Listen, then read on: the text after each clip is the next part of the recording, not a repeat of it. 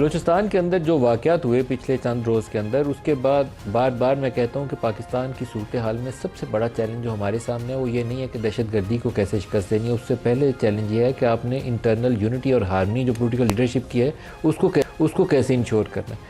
اگر وہ یکسوئی ہو تو باقی مرحلے آسان ہو جاتے ہیں. آپ لڑنے کے لیے آپ کے پاس سیکورٹی کے ادارے بھی ہیں، فوج ہے، پولیس ہے، وہ لوگ جان دینے سے بھاگیں گے نہیں، پیچھے نہیں ہٹیں گے. لیکن ایک ایشو جو ہمیں تھوڑا سا تقسیم کرتا ہے انٹرنلی، اس کو اگر پہلے ایڈریس کر لیں تو باقی معاملات کو ٹیکل کرنا کافی حد تک آسان ہو جائے گا. جس میں بلوچستان کا مسئلہ ہو تو وہ بھی سر فہرست آئے گا. کے پی کے اندر اگر ٹیررزم ہو رہا ہو تو وہ بھی اس کے ساتھ شامل ہوگا.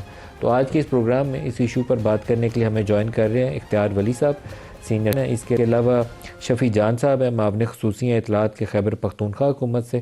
اور پروگرام میں آگے چل کے انوار الحق کاکڑ صاحب سابق نگران وزیر اعظم ہیں، وہ بھی ہمیں جوائن کریں گے. سب کو خوش آمدید کہتے ہیں. اختیار ولی صاحب آپ سے سٹارٹ کروں گا. بعض معاملات کے اوپر آپ کی پی ایم ایل این کیا ہے اور پی ٹی آئی کیا ہے، یہ پہچان تھوڑی سی ریلیونٹ اور ثانوی ہو جانی چاہیے. اصل پہچان ہی ہونی چاہیے کہ پاکستان کو یہ چیلنج درپیش ہے. ایسا ہی ہے. تو شاید میرے خیال میں اس وقت تو پاکستان میں ہر آئے دن میرے پاس وہ سوال آتا ہے کہ پاکستان سب سے پہلے رکھ کے آپ بات کریں. نون لیگ، پی ٹی آئی، باقی سیاست میں فوجی ہوں، میں پولیس والا، میں جرنلسٹ ہوں، یہ بعد میں بات کر لیں گے. بالکل ٹھیک تو ہے. ہم کیوں نہیں کر رہے یہ بات؟ بسم اللہ الرحمن الرحیم. بہت شکریہ ندیم بھائی. یہ اس میں کوئی شک نہیں ہے. مجھے میرے پولیٹیکل کیریئر کو تقریباً 35 سال پورے ہو چکے ہیں. ہم نے یہ بات سیکھی ہے and we believe in it. اس میں کوئی شک نہیں ہے کہ سیاست ہماری تب ہی اچھی لگتی ہے جب الیکشن ہو، جلسے ہو، کوئی ماحول ہو. لیکن اس کے بعد جب بات ہوتی ہے اور پہلی ترجیح ہوتی ہے تو وہ پاکستان ہے اور وہ ہونا بھی چاہیے. اس پہ کبھی بھی کوئی کمپرومائز نہ پہلے کیا ہے نہ آج کریں گے. لیکن بلوچستان میں 50 لوگوں کی شہادت ہوئی ہے، 19 سیکیورٹی کے لوگ اور 31 سویلینز. 250-300 کے لشکر نے 12-14 شہروں کے اوپر حملہ کیا. اور آپ کے جتنے اسٹیٹ کے ادارے تھے، آپ کا ڈی سی آفس ہو، ایس پی آفس ہو، پولیس اسٹیشن ہو، آپ کے بینکس ہو، کوئی چیز انہوں نے چھوڑی نہیں ہے. سب کے اوپر انہوں نے اٹیک کیا. اربن ٹیررزم کی جو موسٹ پاپولر فارم ہے آپ کی فیمیل سوسائڈ اٹیکرز، وہ انہوں نے اڈاپٹ کی.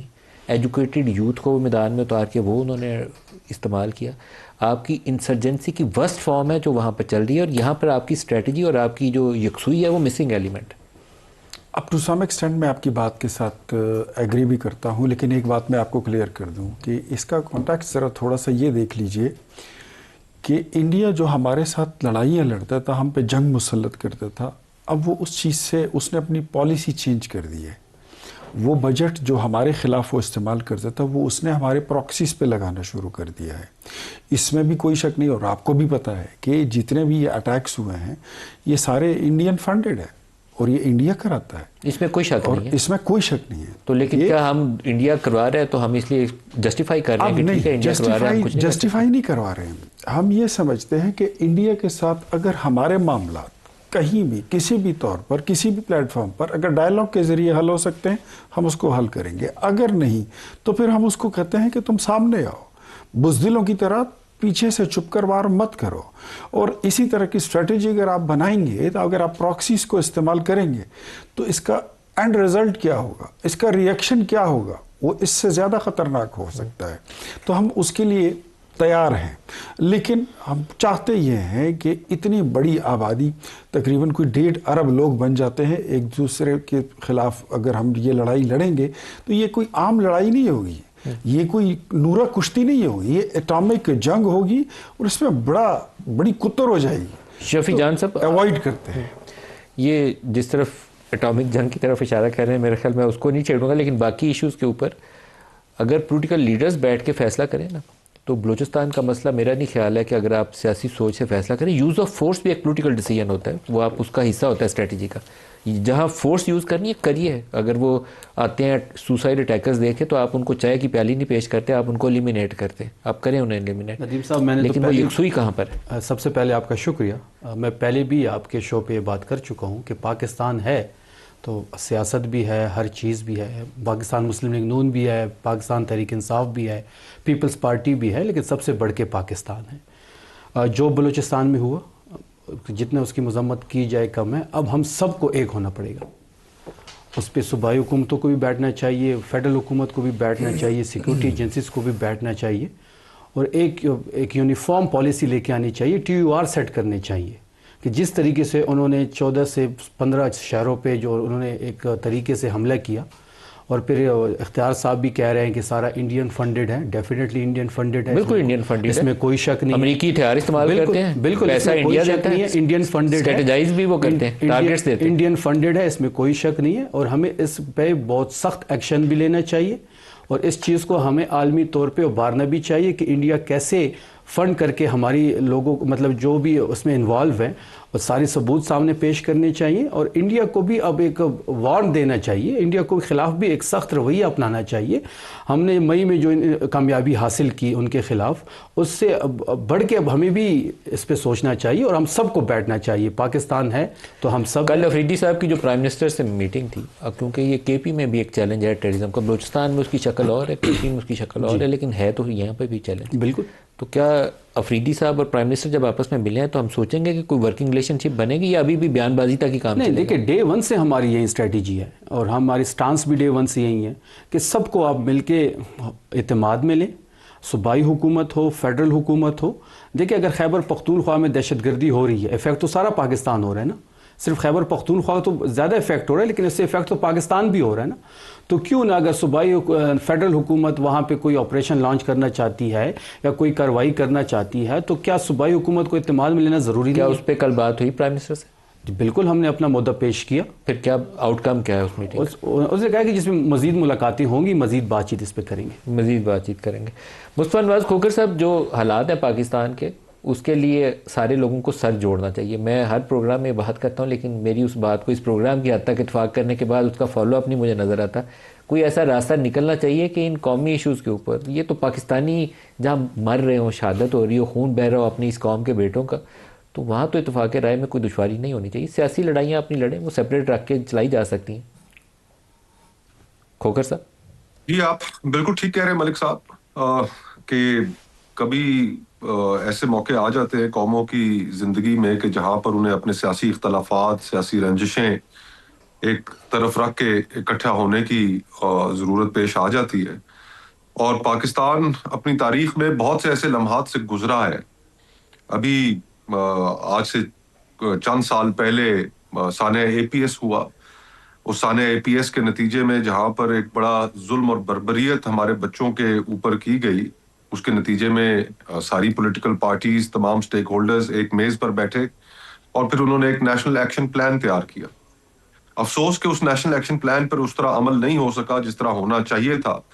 لیکن آج کی بھی جو صورتحال ہے, جس طریقے سے جتنے بڑے پیمانے پر بلوچستان میں یہ ٹیررسٹ ایکٹیویٹی ہوئی ہے, ہم یہ توقع کرتے ہیں کہ جو ہماری سیکیورٹی ایجنسیز ہیں, جن کے ہاتھوں پر معصوم شہریوں کا خون ہے, ان سے تو وہ نپٹیں گی, لیکن یہ سیاستدانوں سے اور سٹیک ہولڈرز باقی سے یہ تقاضا بھی کرتا ہے کہ وہ ایک میز پر بیٹھیں اور طویل المدتی کچھ فیصلے کریں جو اس زمن میں کرنا ضروری ہے.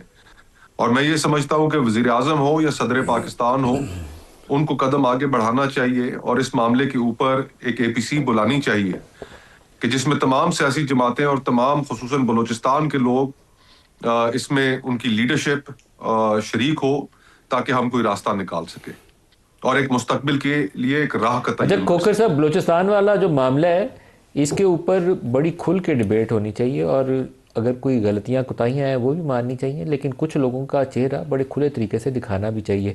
یہ جو علیحدگی پسند گروپ بن گئے ہوئے ہیں, کوئی علاج کرانے اپنا انڈیا جاتا ہے, کوئی برطانیہ جاتا ہے, کوئی کابل بیٹھا ہوتا ہے, تو کوئی دلی بیٹھا ہوتا ہے. ان لوگوں کی پوری ڈیٹیل پبلکلی ہاؤس کے اندر ٹیبل کر کے تو پوری قوم کے سامنے آنی چاہیے, لیکن پارلیمنٹ کے فلور کے اوپر جہاں لائیو آپ کوریج دکھائیں لوگوں کو, وہ بھی بتائیں. اور پھر جو اگر ایسے کوئی سیاسی گروپس ہیں جن کو ڈیپریویشن, جو پولیٹیکل ڈیپریویشن والا ایشو ہے, اس کو ایڈریس کرنا ہے تو وہ بھی کریں. وہ دونوں ایشوز سائملٹینیسلی چلیں گے, ملٹی پرانگ اسٹریٹجی ہوگی. کہیں یوز آف فورس کرنا ہے تو کریے, اگر ویسے وہ ایلیمینیٹ ہونے پہ تیار نہیں ہے, بندوق اٹھائی ہوئی ہے, M4 رائفل ہے اس کے ساتھ ہاتھ میں, اور ہم کہیں اس کو چاہے کہ میز پہ بٹھاؤ, تو نہیں بیٹھے گا, آپ کو فورس کے ساتھ اس کو ختم کرنا پڑے گا. تو یہ کمپریہنسو اسٹریٹجی, کہیں تو اس پہ اتفاق رائے ہو, کوئی فورم تو ہونا چاہیے جہاں ڈسکس بھی ہو اور اس کو پھر امپلیمنٹ بھی کریں. دیکھیں انفارچونیٹلی ملک صاحب, آپ کی ساری باتوں سے اتفاق ہے, لیکن ہمارا جو سب سے پریمیئر فورم کسی بھی قوم کا ایسے موقع پر ہوتا ہے وہ پارلیمنٹ کا ہے. پارلیمنٹ اپنی افادیت لوز کر چکی ہے, اور اگر ہم کچھ پولیٹیکل ایونٹس کو بھی ذہن میں رکھیں کہ جس طرح بلوچستان کا ایک اہم نام ہے، ایک جماعت کے سربراہ ہیں سردار اختر مینگل صاحب، تو وہ آج سے لگ بھگ سال پہلے اسمبلی سے ریزائن کر کر چلے گئے.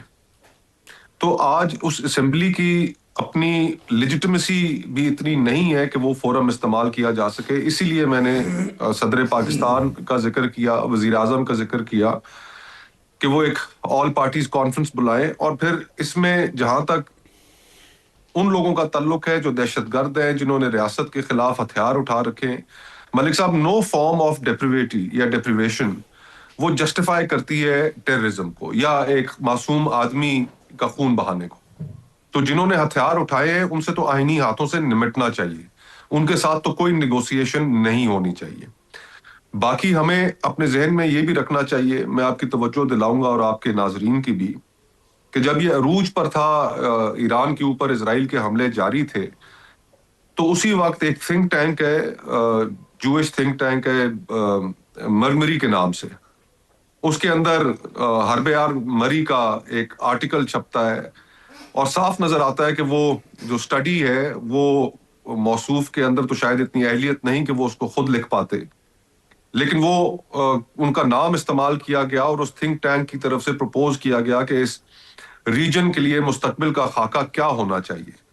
اس کے اندر بلوچ علاقوں کے اوپر مشتمل پاکستانی اور ایران کی سائڈ پہ جو بلوچستان ہے، یہ تجویز کیا گیا کہ ان دونوں کو ملا کر ایک نئی ریاست کا قیام ممکن بنایا جائے پوسٹ ٹرانزیشن کے، جب رجیم ایران کے اندر چینج ہو جائے.